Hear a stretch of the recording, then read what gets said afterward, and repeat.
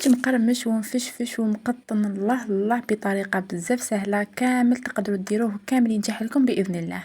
اروح نديروه كيف كيف.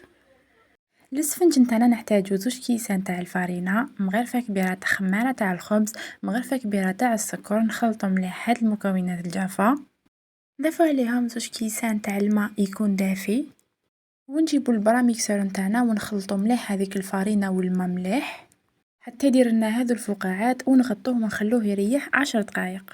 بعد ما فاتو 10 دقائق شوفوا كيفاش خمر وتضاعف الحجم نتاعو، نديروا له مغرفه صغيره تاع الملح ونديغازيو هذاك الخليط نتاعنا كيما راكم تشوفوا، ونضيفوا عليه 2 كيسان تاع الفرينه واحد اخرين، يعني المجموع كامل 4 كيسان تاع الفرينه، 2 في الاول و2 دوكا.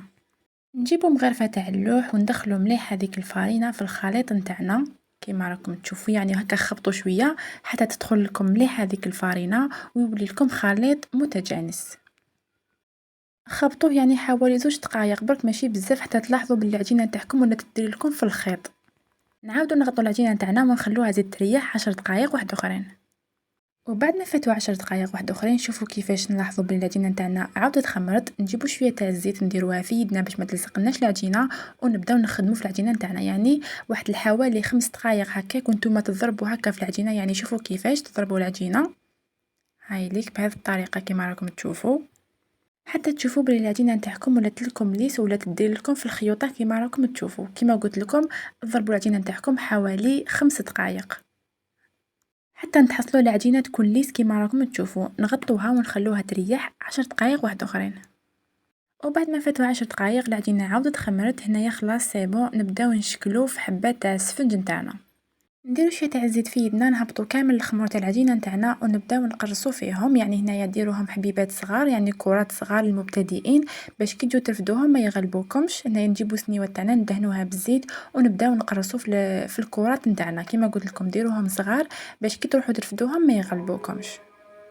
البنات هنايا ملاحظه فقط، كاين الفرينه نتاعهم ما تشربش، ليش تولي العجينه نتاعكم القوام تاعها خفيف، على هذا زيدوا لها 2 مغارف تاع الفرينه باش تولي قوام تقدروا تتحكموا فيه في يدكم. قوام كيف هنايا نجيبوا شويه تاع الزيت نديروها في يدنا ونديروا ثقبه في الحبيبه تاع السفنج هكا ونرفدوها مباشره، ندوها فوق الزيت تكون سخونه، يعني هنايا يكونوا رابيد شويه، رفدوها بالخف ودوها فوق الزيت، ولازم الزيت تكون سخونه مليح، وغير تحطوا الحبه تاع السفنج تاعكم فوق الزيت، ما تقيسوش عليها كامل الزيت من الفوق، خلوها حتى تخمر واحده كيما راكم تشوفوا، وكي تشوفوها حمارت من الجهه التحتانيه نقلبوها ونزيدو نخلوها تحمر من الجهه الثانيه. وهنا يديروا في مقله صغيره باش ما تاكلكمش بزاف الزيت، كيما شفتوا الزيت ماشي معمره بزاف وماشي فارغه، يعني شوي شويه، يعني ماشي تعمروها بزاف شغل راكم رايحين تقلوا البطاطا، لا لا ما تعمروهاش بزاف بالزيت. اي فوالا هاوليك السفنج نتاعي هنايا بعد ما قطرته مليح من الزيت، ديروه فوق بابي باش يشرب لكم كامل هذيك الزيت، شوفوا كيفاش جا مفشفش، الله الله ما يجيش كامل معجن ويجي بزاف بنين. وهنايا قسمت لكم حبيبه باش تشوفوها من الداخل، يعني شوفوا كيفاش جا مقطن، الله الله ما يجيش كامل معجن كيما راكم تشوفوا. وكانت هذه وصفتنا تاع نهار اليوم اللي نتمنى ان شاء الله تكون عجبتكم، ما بقى لي غير نقول لكم تهلاو في روحكم، تلاقاو في وصفات قادمه والسلام عليكم.